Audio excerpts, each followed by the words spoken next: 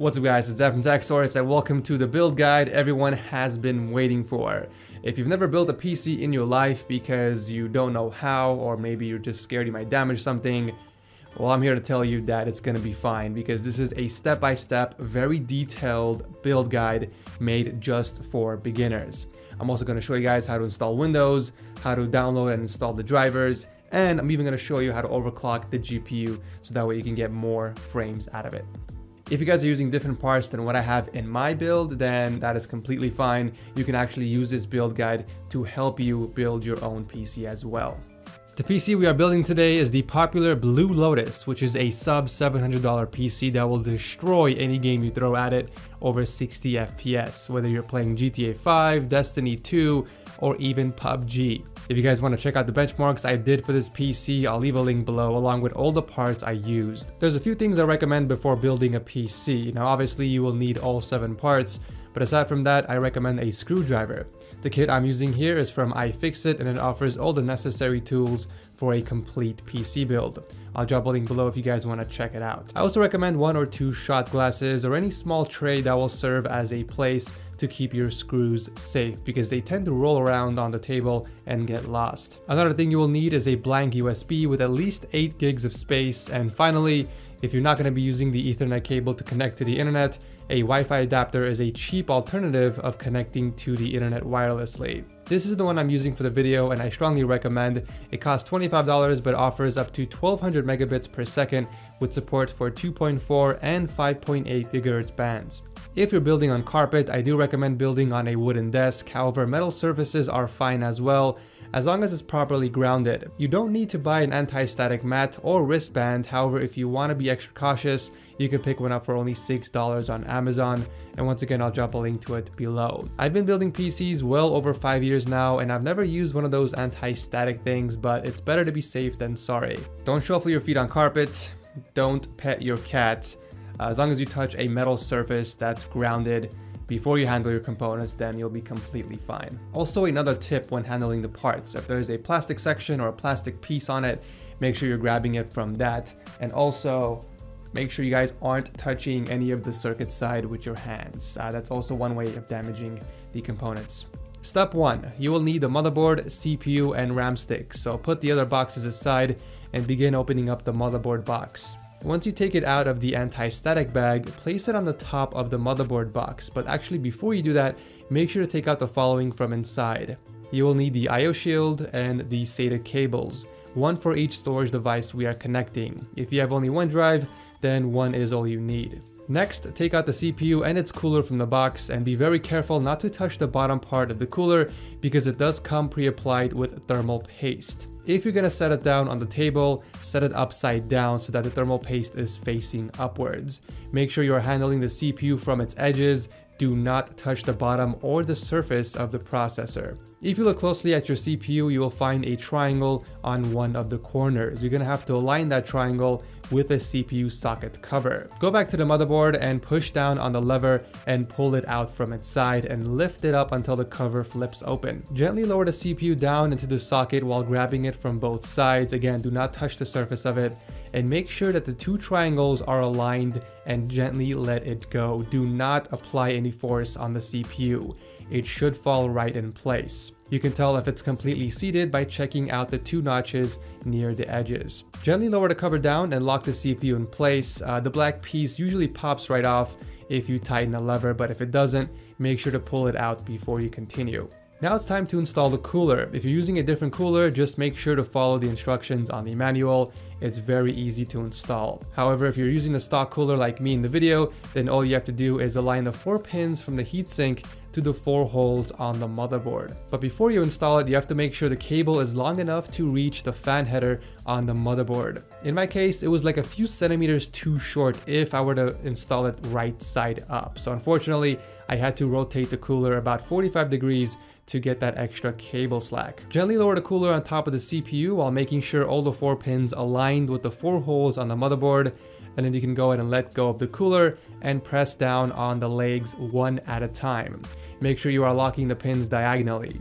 Tug on the cooler a little bit to make sure it's fully secured. Once all the 4 pins are locked in the board, it's time to hook up the cooler fan, so grab the 4-pin cable from the heatsink and connect it to the CPU fan header on the motherboard, which should be right next to the RAM sticks above the cooler. Now it's time to install the RAM sticks. If you guys look on the motherboard, you will see a label showing you what RAM slots to occupy first. If there are 2 sticks, you have to install them on A2 and B2 before you occupy the others.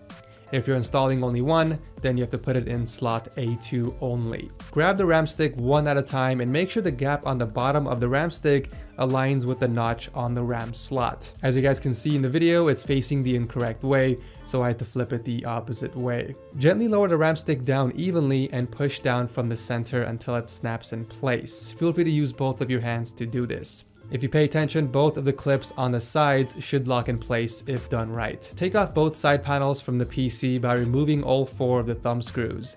Afterwards, I put the screws in one of the shot glasses so that they don't get lost. Every case comes with either a box or a bag of screws needed to install the hardware, so take the bag or box out of the case and set it aside for now. Next, it's time to install the IO shield, so tear that out of the plastic and make sure you're holding it so that the 6 circles are on the bottom and slide it in the back of the case from the inside. If you can get the IO shield installed, then you can pretty much build a PC. This is literally the hardest part of building any rig.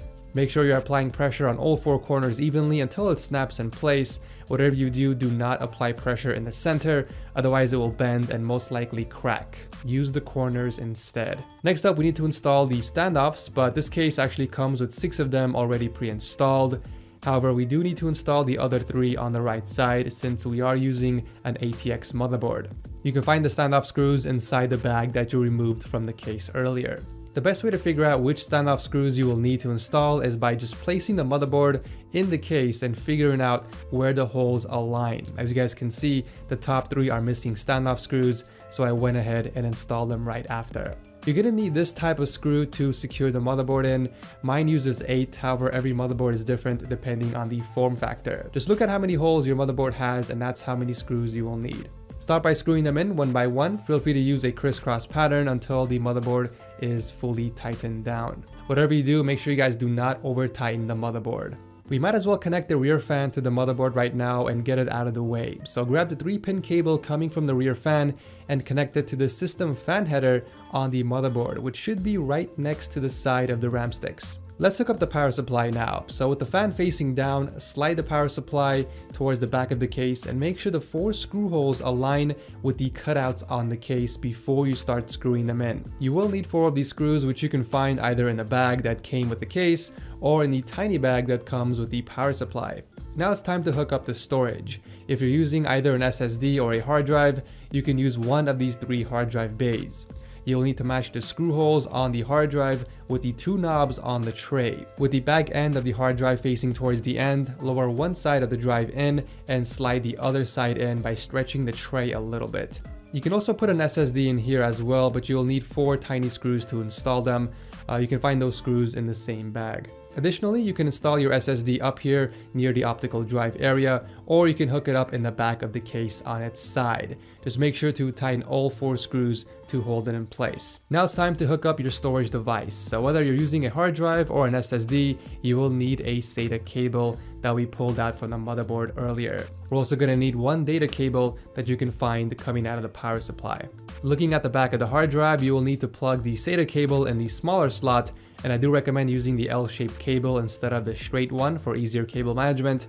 And the other end connects to the motherboard, but pay attention to this part because it's important. If you're installing an M.2 SSD, do not use SATA 1. It's actually labeled right on the motherboard. Instead, you can use SATA 2 or any of the other SATA ports right below that, like I've done in this video. The data cable connects right next to the SATA cable. If it doesn't fit in the first time, turn it upside down and try it again. Both of these cables only fit one way. So this is what your PC should look like so far. All the main components are connected, and the final piece we need to hook up is the graphics card. Don't worry about cable management just yet. We can work on that once everything is completed. By the way, I hope you guys are enjoying the build guide so far. Believe it or not, it does take me a very long time to put this all together, and dropping a simple like would be very appreciated. Thank you. Start by removing the screw in the back to access the PCI slots. So you'll need to remove the second and third PCI covers, and the best way to do this is by folding it a few times until it snaps off. You will need to align this part of the PCB on your GPU with the top PCI slot on the motherboard, and it's always recommended to install your GPU on the top slot for most performance. Gently bring the GPU closer until you can feel it slide in place, and once you feel it sinking in, apply some pressure until you hear it snap in place. While holding the GPU at the same time, screw in the PCI bracket in the back of the case.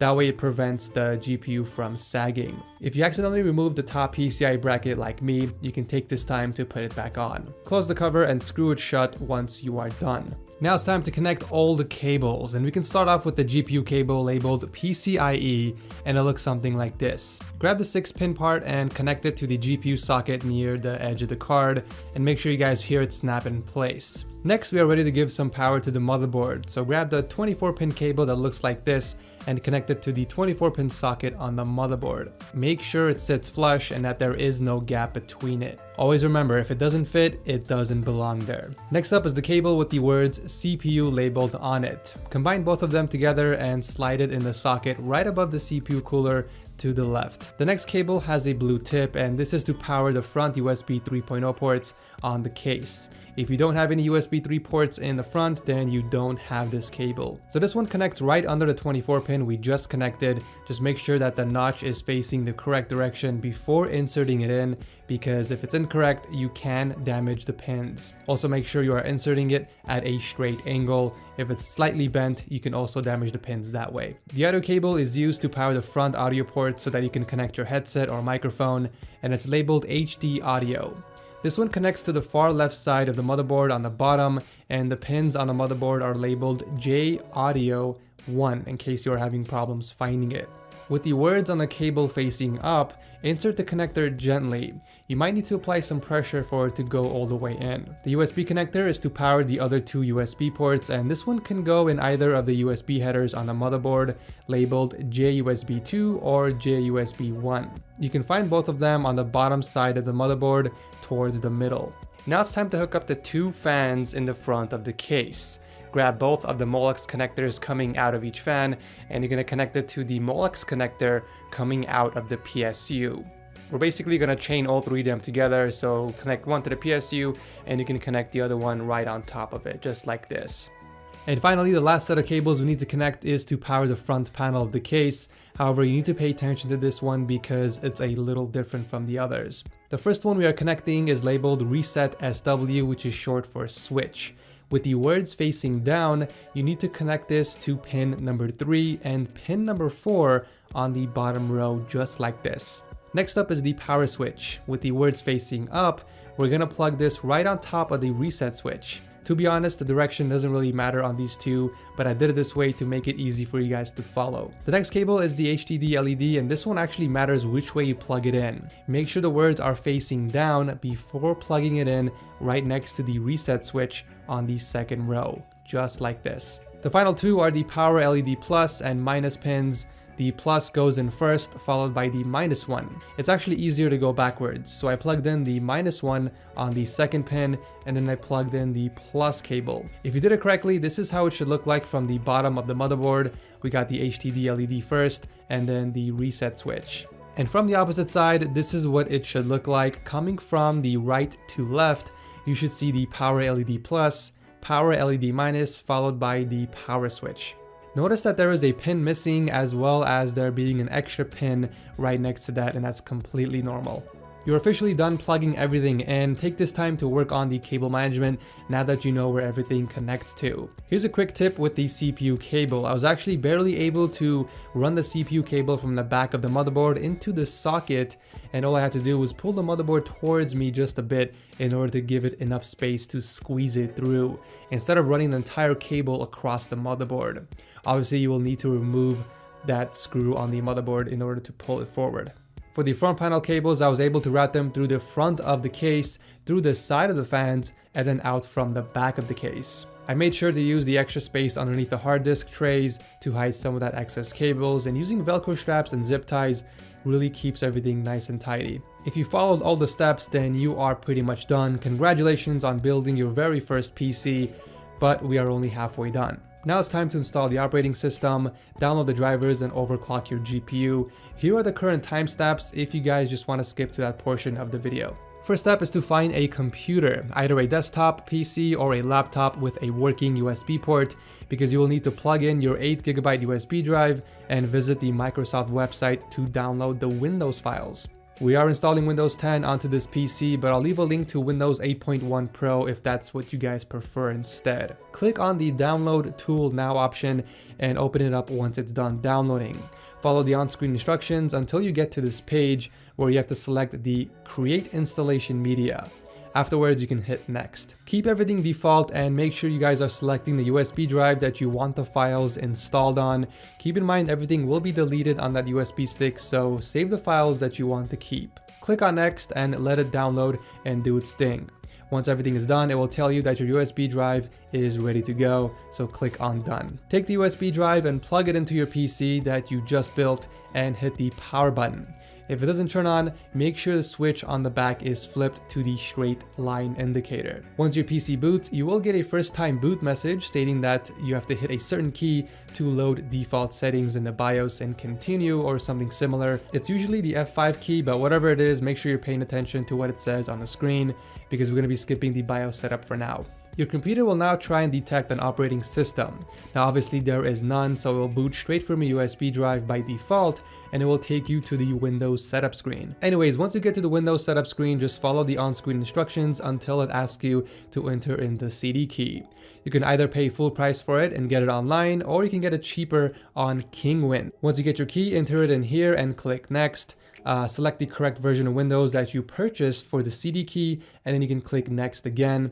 And over here, you will need to select Custom. Over here, we get to pick where we want the operating system installed on. If you have only one drive, then the selection is obvious. However, if you have several, then you have to select which one to install the operating system. I recommend installing the OS on an SSD or an M.2 drive, whichever one you have. If you don't have either, then it doesn't really matter. A quick note, if the drive has files on it and you don't mind wiping it clean, then you will need to format it before you click Next, otherwise it won't let you install the files.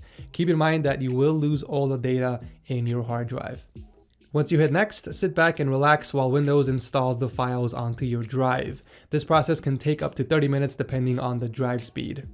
Once you are done, it will take you to the setup screen, so just make sure to follow the on-screen instructions until it takes you to the Wi-Fi setup. Now this is where the Wi-Fi card comes in handy because without it, you can't access the internet until you download the drivers. Finish setting everything up until Windows takes you to the desktop. Now if you guys are having problems with your PC, whether it's not turning on or you're getting a black screen on boot, whatever it is, I've listed some troubleshooting tips down below if you guys want to check that out.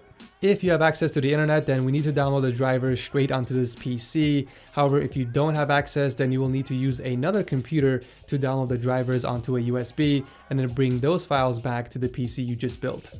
So visit the MSI service page for the board and download the following drivers. Once all of them are downloaded, open each file and make sure you guys extract the contents out of the folder before installing them, otherwise you might run into some errors.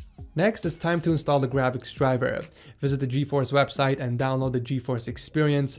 By the way guys, I'll drop a link to all of this down below, so all you have to do is click on the link and just download all the files. Once all the drivers are up to date and installed, do a fresh restart of the PC, but immediately hit the delete key so that we can get into the BIOS. We can't overclock the CPU since it has a locked processor, but we can set the XMP profile for the RAM, and that way we can squeeze out more performance out of this build. Once you are in the BIOS, hit the F7 key to switch to advanced mode, and from here select the overclock settings.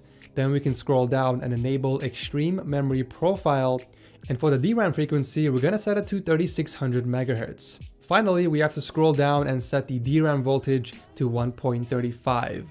Once you are done with all of that, hit F10, which will save the changes and it will take you back to the desktop. Alright guys, now it's time to overclock your GPU, and for that we need both MSI Afterburner and the Heaven Benchmark tool. Once again, I'll leave a link below to download them. They are both completely free. Install and open up both programs, but first let's open up the Heaven Benchmark tool and make sure that the full screen option is not checked, and put the resolution to 1080p and hit run. It will start running in the background. At this time, open up MSI Afterburner so that it's overlapping the Heaven Benchmark just like how it is in the video. We're going to be dragging the power limit and temp limit bar all the way up to the right side so it's maxed out. And from here, we're going to be gradually increasing the core clock speed until the GPU crashes. I normally do increments of 25 megahertz. So I double click on the +0 icon right above the bar and enter in my own value. I start off with 25 megahertz.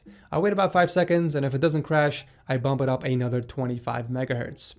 I keep doing this until I reach a point where the GPU can't handle it anymore and the program begins to crash. As you guys can see, I got it all the way up to 250 megahertz before the Heaven benchmark started crashing. That means the core clock is set too high and the GPU can't handle it, so we're gonna have to go back and lower the clock speed. So I set it back to 225 instead of 250 and reran the benchmark. Now that we know it can handle 225, we need to leave the benchmark running for a full cycle just to make sure it's stable. Once the benchmark completes and it doesn't crash, we are ready to move on to the memory clock. Again, it's the same concept over here, however, I do increments of 100 instead of 25 since memory is a lot easier to overclock. So naturally, I start with 200, I wait 5 seconds, bump it up another 100, and so on and so forth until we get a crash. So I got it to 500 megahertz before the benchmark started freezing, so obviously I pushed it way too much. I'm gonna put it back to 400 megahertz and restart the benchmark. Now instead of increasing about 100, I'm gonna try 50 instead and see how far I can go. As you can see, it still crashed, even at 450, so the sweet spot is obviously somewhere between 450 and 400. I lowered the memory clock speed to 425, and I let it run for a full cycle, and voila! A stable clock speed, over 2000 megahertz on the boost clock, and 8856 on the memory. Now, if your PC freezes or crashes during gaming, then that means you have to lower the clock speed even more.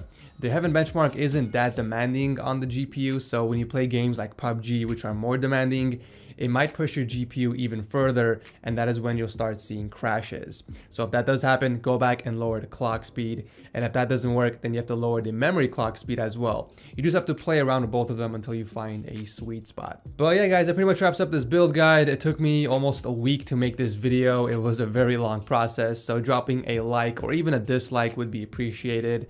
And let me know in the comment section if you guys are planning to build this exact same PC or if it was helpful. Anyways, thank you so much again for watching. I will see you guys in the next one.